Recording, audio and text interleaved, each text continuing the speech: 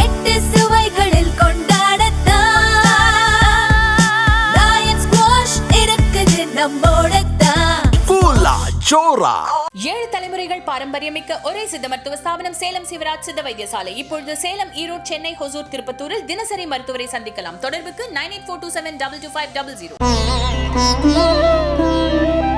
தினம்தோறும் விளக்கேற்ற நல்ல எண்ணெய் இதயம் நல்லெண்ணெய். தேர்தல் களம் வந்து ரொம்ப டஃப் ஆகிட்டே இருக்கக்கூடிய காலகட்டத்தில் அவங்கவுங்க தேர்தல் அறிக்கைகள் சொல்லிட்டே இருக்காங்க. இபிஎஸ் அவர்கள் 3ஆம் கட்ட தேர்தல் அறிக்கையை வெளியிட்டிருக்கிறாரு. அதில் கருணை தொகையாக ஒவ்வொரு குடும்பத்துக்கும் 10,000 கொடுக்கப்படும் அப்படின்னு சொல்லியிருக்கிறாரு. இப்போ இது உதவித்தொகைன்னு மாற்றிருக்கிறாங்க. அதுக்கப்புறம் ஏற்கனவே வந்து கடனில் இருக்குது தமிழகம் அப்படின்னு அவரே பல முறை சொல்லியிருக்கும் போது இந்த 10,000 அது மட்டும் இல்லாமல் +2 முடித்தவர்களுக்கு, டிகிரி முடித்தவர்களுக்குன்னு இந்த மாதிரி திட்டங்கள் அறிவிச்சிட்டே இருக்கும்போது இது எப்படி சமாளிப்பாங்கிறத தாண்டி இன்னொரு பக்கம் ஒருவேளை அவங்க வரவே மாட்டாங்கிறதுனால இப்படி சொல்கிறாங்களா, அல்லது வந்தால் அதுக்கப்புறம் பார்த்துக்கலாம் அப்படிங்கிறதுக்கு இவங்க வந்து இந்த மாதிரி சொல்கிறாங்களா? இதில் 4 விஷயங்கள் இருக்குங்க. ஒன்று, எனக்கு தனிப்பட்ட முறையில் இது போன்ற அறிவிப்புகளில் உடன்பாடு இல்லை. அது பாஜக அறிவித்தாலும், அதிமுக அறிவித்தாலும், திமுக அறிவித்தாலும் இந்த மாதிரி கையில் நான் வந்து பணம் கொடுக்குறேன் அப்படிங்கிற விஷயம் வந்து நல்லதில்லை. அவர்களுக்கு வந்து வேலை வாய்ப்பு கொடுக்கணும், வாழ்வாதாரம் கொடுக்கணும், அவர்களுக்கு வந்து சந்தர்ப்பங்களை ஏற்படுத்தணும், இன்ஃப்ராஸ்ட்ரக்சர் ஏற்படுத்தணும். இதுதான் வந்து அரசாங்கம் செய்ய வேண்டிய. அரசாங்கத்துடைய வேலை வியாபாரம் பண்ணுவதும் கிடையாது, காசு கொடுப்பதும் கிடையாது. நீங்கள் ஆவின் பால் விற்க வேண்டியதும் இல்லை, டான்சம் சிமெண்ட் போட வேண்டியதும் இல்லை, நீங்கள் வந்து டாஸ்மாக் கடையில் சாராயம் விற்க வேண்டியதும் இல்லை, மக்கள் கையில் காசு கொடுக்கணும், இது எதுவுமே செய்ய வேண்டியதில்லை. நீங்கள் இன்ஃப்ராஸ்ட்ரக்சர் ரெடி பண்ணுங்கள், அவங்க வந்து அவங்களுக்கு ஆம்பியன்ஸ் ஏற்படுத்தி கொடுங்க, அவங்களுக்கு வந்து கடன் கொடுங்க, அவங்களுக்கு தொழில் பண்ணுறதுக்கு வாய்ப்பு கொடுங்க, அவங்களுக்கு வேலை வாய்ப்பு கொடுங்க. இதுதான் நம்ம செய்யணும். ஆனால் இந்த அரசாங்கம் வந்து இதில் வந்து மாறி போய் ரொம்ப காலம் ஆகிப்போச்சு. இது வந்து ஒரு நோய் போல மாநிலம் முழுக்க தொட்டி கொண்டு இருக்க பார்க்குறோம், நாடு முழுக்க பரவி கொண்டிருக்கு நம்ம பார்க்குறோம். அதில் எனக்கு உடன்பாடு இல்லை. அது ஒரு பாயிண்ட். 10,000 ரூபா கொடுக்க முடியுமா அப்படின்னா, இந்த முறை 5,000 ரூபா கொடுத்த போதே 6,500 கோடி ரூபா கிட்ட அவங்களுக்கு செலவாச்சு தமிழ்நாடு. ஸோ வந்து 10,000 ரூபா கொடுத்தாங்கன்னா அது வந்து கிட்ட 12,500 கோடி ரூபா, 12,000 கோடி ரூபா வரைக்கும் சாதாரணமாக செலவாகும். 12,000 கோடி ரூபா ஒன் டைமில் அங்கே அவங்களால ஸ்பெண்ட் பண்ண முடியுமா இருக்கும். அதில் வந்து ஒன்றும் குழப்பம் இல்லை. அவங்க வந்து பட் வந்து எப்படி என்ன கடன்கள்லாம் வந்து கூட தம்பது அதில் ஒன்றும் குழப்பம் இல்லை. 12th முடிச்சவங்க வந்து அதனால் அந்த மாதிரியான நெருக்கடிலாம் இருக்கத்தான் செய்யும். அதில் வந்து அவங்க என்ன சொல்லிடுறாங்க, திமுகவுக்கு வந்து ஆட்சியை நிர்வாகம் பண்ணக்கூடிய திறமை இல்லைங்க, எங்கள்கிட்ட இருக்குங்க, நாங்கள் கோவிட் பீரியடை சமாளித்து வந்தவங்க, எங்களால் முடியுங்க அப்படின்னு சொல்கிறாங்க. இது வந்து ஒரு ரிட்டாரிக்காக இருக்கட்டும், ஃபேக்சுவலாக இருக்கட்டும், டிஎம்கேயோட இவங்க பெட்டராக இருக்காங்கன்னு வச்சுக்கோங்க. நீங்கள் ட்ராக் ரெக்கார்டை பார்த்தீங்கன்னா, நான் வந்து இந்த செய்தி நான் போட்டிருக்கேன் தினமலரில் இருந்தபோது, அதுக்காக சொல்ல வரேன். ஏடிஎம்கே ஆட்சியில் இருக்கும்போது கடன் திருப்பி அளிக்கிறது வந்து அதிகமாகிட்டே இருக்கும், டிஎம்கே ஆட்சியில் இருக்கும்போது வட்டி திருப்பி அளிக்கிறது அதிகமாகிட்டே இருக்கும். இது வந்து உங்களுக்கு வந்து நார்மலாக நீங்கள் பார்த்தீங்கன்னா தெரியும். 1,00,000 கோடின்னு இந்த கடன் தொகை அதிகரித்த போது நாங்களாம் அலறி அடித்து நியூஸ் போட்டோம். இது இந்த மாதிரி திமுக ஆட்சிக்கு வந்தபோது 5,00,000 கோடியாக இருந்துச்சு. இந்த 5 வருஷத்தில் பாருங்கள் 10,60,000 கோடியாக இருக்கும் போது அவங்க பட்ஜெட்லேயே போட்டிருக்காங்க. அப்போ 10,60,000 கோடி ரூபா 5 வருஷம் சுதந்திர காலத்திலேருந்து 2021 வரை, அதாவது 1947 2021 வரை 5,00,000 கோடி தான் கடன். 2021 26 வரைக்கும் 5 வருஷத்தில் வந்து 10,000 கோடி கடன் அப்படின்னு சொல்லி 10,00,000 கோடி கடன் அப்படின்னா எங்கே where we are leading to அப்படின்னு. அப்போ அந்த 10,00,000 கோடியில் கடனை வந்து என்ன பண்ணியிருக்கீங்கிற ஒரு கேள்வி. அப்போ நாளைக்கு அதிமுக வந்தால் நாங்கள் நல்லபடியாக நிர்வாகம் பண்ணிடுவோங்கிறது அவருடைய ஒரு வாக்குறுதியாக இருக்கலாம், அது உண்மையாக இருக்கலாம், ரிட்டாரிக்காக இருக்கலாம், லெட் தட் பி. அங்கே என்ன பிரச்சனை அப்படின்னா, அதோட முக்கியமான பிரச்சனை எலெக்ஷன்லாம் அவங்களுக்கு இருக்குது. என்னென்னா அவங்க வந்து இதை கடைசி மைல் வரைக்கும் கொண்டு போய் சேர்க்கலை. ஏற்கனவே அவர்கள் அறிவித்த ஆண்களுக்கும் இலவசமாக பஸ்ஸு கொடுக்க போகிறோம், நாங்கள் மாதந்தோறும் 1000 ரூபாங்கிற நாங்கள் 2,000 ரூபா ஆக்கிடுவோம், நாங்கள் வந்து எல்லாருக்கும் வந்து வீடு, எல்லா குடும்பங்களுக்கும் வீடு கொடுப்போம், நாங்கள் அதில் பட்டியலத்தவர்கள் வந்து தனி கொடுத்துட்டு போனாங்கன்னு அவங்களுக்கு இன்னொரு வீடு கொடுப்போம் அப்படின்னு சொல்லிட்டு இது மாதிரி நிறைய ப்ராமிஸ். ஏற்கனவே நேற்று அவர் அறிவித்தது வந்து ப்ராமிஸ் நம்பர் 3. அவர் வந்து 3ஆவது கட்ட தேர்தல் வாக்குறுதி கொடுத்தார்.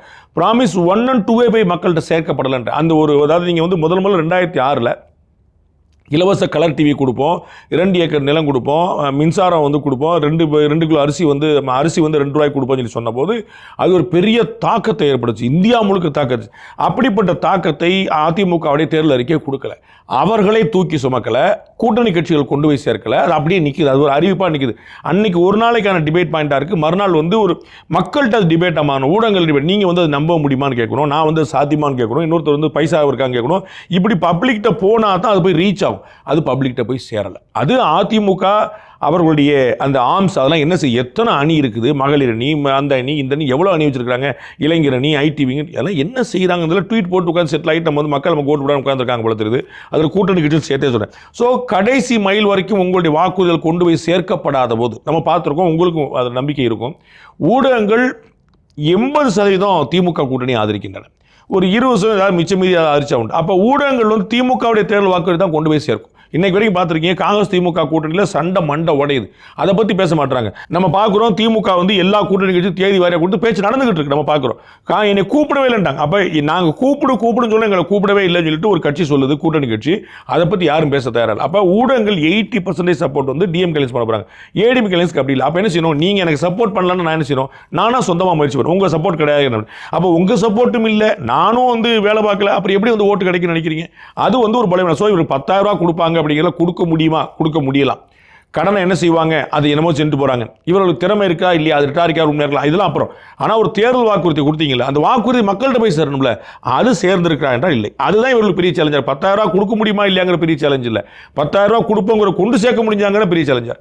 அப்போ இங்கேயே வந்து அவங்களுக்கு இவ்வளோ பெரிய தடை இருக்குது அப்படின்னா, இது வந்து வேலையே செய்யாமல் எதுவுமே செய்யலைன்னா கூட எதிரணி ஜெயிக்கிறதுக்கான ஒரு வாய்ப்பை அதை அமைச்சு கொடுத்துரும் இல்லையா? இன்னைக்கு வரைக்கும் திமுகவுக்கும் அதிமுகவுக்கும் கடும் போட்டி அப்படிங்கிறது தான் நிலைமை. இன்னைக்கு திமுக ஜெயிச்சிரும்னு திமுகவும் சொல்லாது, அதிமுக ஜெயிச்சிரும்னு அதிமுக நம்பாது. ரெண்டு பேருக்கும் கடுமையான போட்டி இருக்குங்கிறது ரெண்டு பேருக்குமே தெரியும். பல இடங்களில் டிவிக்கு பெனட்ரேட் பண்ணி நிறைய பேர் ஸ்பாயில் பண்ணுது. அது இந்த பக்கம் வேறு மாதிரி அந்த பக்கம் வேறு மாதிரி மாற்றி மாற்றி ஸ்பாயில் பண்ணுறதுனால ரெண்டு பேருக்கும் பெரிய போட்டி இருக்குங்கிற உண்மை. அதில் யார் கடைசி வரைக்கும் களப்பணி அது பண்ணுறாங்களோ அவங்க ஜெயிப்பாங்க. டிஎம்கே வந்து அதில் மாஸ்டர்ஸ். அப்போ உங்களுக்கு தெரியும் அவங்க வந்து அதில் மாஸ்டர்ஸ். அப்போ நீங்கள் ஏடிஎம்கேவும் பிஜேபி மற்ற அலைன்ஸ் கட்சி எப்படி செய்யணுங்கிறது உங்களுக்கு தெரியணும். அப்படி எதுவும் இருக்காது. இன்னைக்கு வரைக்கும் ஏடிஎம்கே பிஜேபி கூட்டணியில் யார் யாருக்கு எவ்வளோ சீட்டுங்கிறது பேசப்படவே இல்லை. அவர்களுக்கு வந்து ஒரு டென்டேட்டிவான நம்பர் கூட சொல்லப்படல. ஓகே உங்களுக்கு ஒரு 10ங்க, உங்களுக்கு ஒரு 17ங்க, உங்களுக்கு வந்து 15ங்க, உங்களுக்கு 10ங்க அப்படின்னு சொல்லி சொன்னால் ஒரு போல. பாட்டாளி மக்கள் கட்சிக்கு வந்து அதிமுக கோட்டால போயிடும். பாஜகவுக்கு தமிழ் மாநில காங்கிரஸுக்கு போன்ற கட்சிகளுக்கு வந்து பிஜேபி கூட்டணியில் போயிடும். பிஜேபிக்கே எவ்வளோன்னு தெரியல. அப்போ பிஜேபி கூட்டணியில் பிஜேபி தான் அலாட் பண்ணோம். திரு டிடி ஓப்பனாகவே சொல்லியிருக்காரு. திரு ஜி.கே. வாசன் நம்புறாரு என்ன, பிஜேபி மூலமாக எங்களுக்கு சீட்டு கிடைக்கணும். அப்போ பிஜேபிக்கு எவ்வளோ தெரியல, 25, 30, 35, 40 பிஜேபிக்கு தெரியல. அப்போ அதில் வந்து தமாகா எவ்வளோ கொடுப்பாங்க, அதில் வந்து அம்மா மக்கள் முன்னேற்ற எவ்வளோ கொடுப்பாங்க. அப்போ இதை பற்றி எதுவும் பேசப்படலை. அப்போ நான் அறிஞ்ச வகையில் எந்த தலைவருக்குமே அதை பற்றின ஒரு கிளியரிட்டி இல்லை. நீங்கள் வந்து திரு வேலுமணி அவர்களுக்காக தெரியுமான்னு தெரியல, திரு டிடிவிக்காக தெரியுமான்னு தெரியல. எல்லோரும் அவர் மனதில் ஒரு நம்பர் வச்சு உட்காந்துருக்காங்க. பட் அதெல்லாம் நடக்கல. அப்போ நீங்கள் அதில் போகணும், அதில் வந்து ஒரு வருத்தம் இருக்கும், அதுக்கப்புறம் ஒரு ஃபிக்ஸ் பண்ணணும், அதுக்கப்புறம் எந்த தூர் பண்ணணும், இது மாதிரி ஏகப்பட்ட வேகத்தில் செய்ய மாட்டிருக்கும் போது அப்படி நடக்கலங்கிற ஒரு பெரிய வருத்தத்துக்குரிய விஷயமா தான் இருக்குது. ஆனால் இபிஎஸ் அவர்கள் எல்லா தொகுதிக்கும் போய் அவர் பிரச்சாரம் பண்ணுறது அப்படிங்கிறத அவர் சைட்லேருந்து அவர் பண்ணாலும் இது ஏடிஎம்கே வந்து திரு எடப்பாடி பழனிசாமி ஒரு ரவுண்ட் பழனிசாமி போயிட்டார், ஒரு ரவுண்டு எலெக்ஷன் பிரச்சாரம் போயிட்டார். அது பத்தாதுன்றேன். அது ஓகே. அது எலெக்ஷனுங்கிறது மல்டிபிள் விஷயங்கள் 360 ஒர்க்குங்க. அதில் கீழே களப்பணி ஆற்றணும், மக்களை போய் சந்திக்கணும், தேர்தலுக்கு பணியாளர்கள் கொடுக்கணும், பணிமனை அமைக்கணும், பிரச்சாரம் பண்ணணும், போஸ்டர் ஓட்டணும், வால் பெயிண்டிங் எழுதணும், வேட்பாளர் நியமிக்கணும், கூட்டணி கட்சிகள் போயிடணும், பொதுக்கூட்டங்கள், ஆர்ப்பாட்டங்கள்னு 150 சமாச்சாரம். அது வந்து ஒரு வேலை கிடையாது.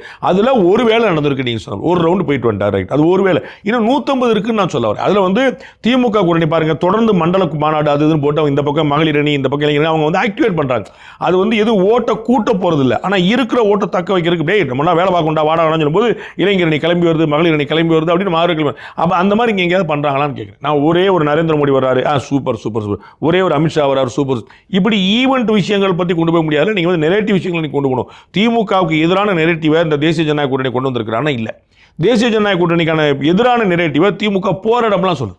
அதில் வந்து தும்பது. ஸோ நெரேட்டிவில் டிஎம்கே ஸ்ட்ராங்காக இருக்குது. அந்த கவுண்டர் நெரேட்டிவில் ஏடிஎம்கே அலைன்ஸ் அதாவது என்டிஏ வந்து ரொம்ப வீக்காக இருக்குது. அதில் நோ டவுட். இதுக்கு நடுவில் சசிகலா அவர்கள் வந்து புது கட்சி ஆரம்பிச்சிருக்கிறாங்க, கொடியெல்லாம் ரிலீஸ் பண்ணியிருக்கிறாங்க.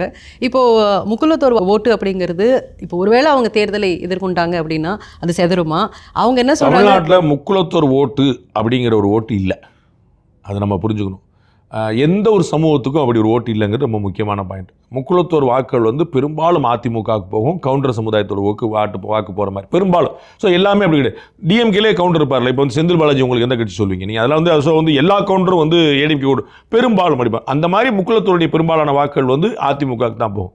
இதற்கு முன்னாடி எப்பயுமே இருந்த வாக்குகளை நிறைய வந்து ஜெயலலிதா அவர்கள் வந்து ரொம்ப பியூட்டிஃபுல்லாக கரைச்சி விட்டாங்க. அதாவது அவர்களே வந்து முக்குலத்தோடு அதிகமான பாசத்தை நான் காட்டுவேன் அப்படின்னு சொல்லிட்டு அவங்களே போய் தேவருக்கே வந்து கிலோ கணக்கில் தங்க கவச்சம் போட்டாலேருந்து பல விஷயங்கள் அவங்க செஞ்சு முக்குலத்தோருக்கு பயங்கரமான சப்போர்ட் பண்ணி முக்குலத்தோர் வாக்குகள் ஆப்வியஸ் வாக்காக போயிடுச்சு. நீங்கள் வந்து இப்போ ஸ்ரீதர் வாண்டையாளர்லேருந்து, சேதுராமன்லேருந்து, கதிரவன்லேருந்து, சந்தானத்துலேருந்து, ஃபார்வர்ட் பிளாக் கட்சியிலேருந்து, கருணாஸ் வரைக்கும் நிறைய பேர் வந்து கார்த்திக்லேருந்து நிறைய பேர் முக்குலத்தோருக்கான வாக்கை டேப் பண்ண ட்ரை பண்ணி யாராலையுமே முடியாது போய் அது கம்ப்ளீட்டாக ஏடிஎம்கே அப்சர்வ் பண்ணிருச்சு. அது வந்து 80-90% முக்குலத்தோர் வாக்குகள் வந்து அங்கே தான்.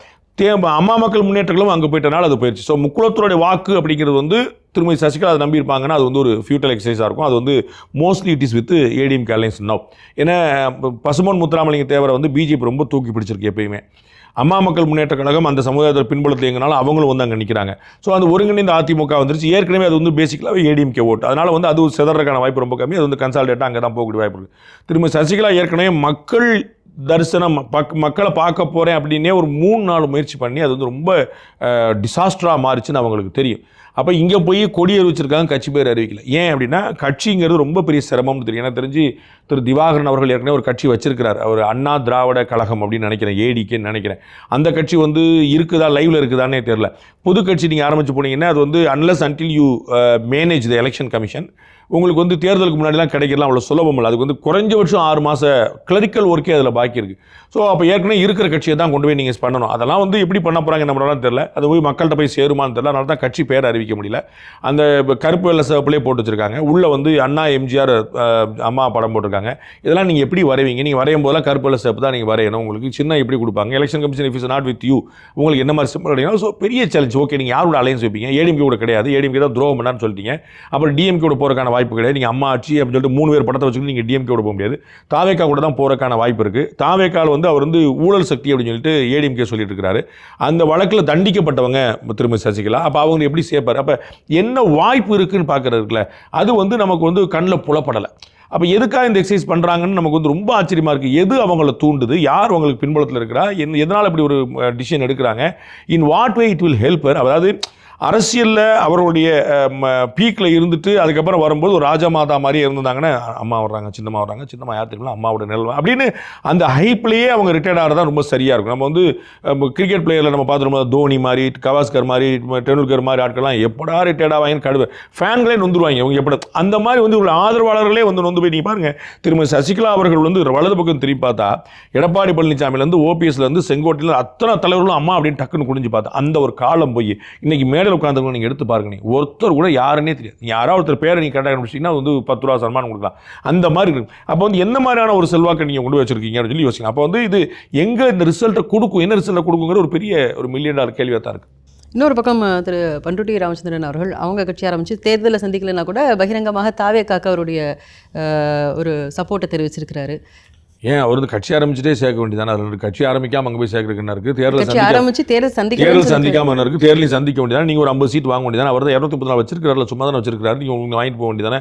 அந்த கட்சியிலே சேர்ந்துட வேண்டியதானே? அது வந்து திரு பண்ருட்டி ராமச்சந்திரன் வந்து ரொம்ப மிக மூத்த அரசியல்வாதியாக இருந்தாலும் வயது முதிர்ச்சி பெருசாக இருந்தாலும் அவருக்கு நிதானம் தப்பலை. ரொம்ப கிளியர் அவருடைய கிளாரிட்டி ஆஃப் தாட் வந்து ரொம்ப பியூட்டிஃபுல்லாக இருக்குது. ரொம்ப தெளிவாக சிந்திக்கக்கூடிய பேசக்கூடிய திறனில் இருக்கிறார். அதனால் ஆக்டிவாக இருக்கிறோமே, நம்ம ஏதாவது கான்ட்ரிபியூட் பண்ணுவோம், எதுக்கு சும்மா உட்காந்துருவோம், ஐடியலாக உட்காந்துருக்க விருப்பம் இல்லாமல் செய்கிறார். வேறு ஒன்றுமே கிடையாது. நம்ம வந்து அதை தவிர வேறு அங்கே சொல்கிறதுக்கு எதுவும் இல்லை. அதனால் வன்னியர்கள் வாக்கு அவருக்கு கிடைக்கும்னோ, இவருடைய ஞானம் வந்து அங்கே பயன்படும்னோ, இவருடைய களப்பணி வந்து தாவேக்காக்கு வாக்களை கூட்டணும்னா ஒன்றுமே கிடையாது.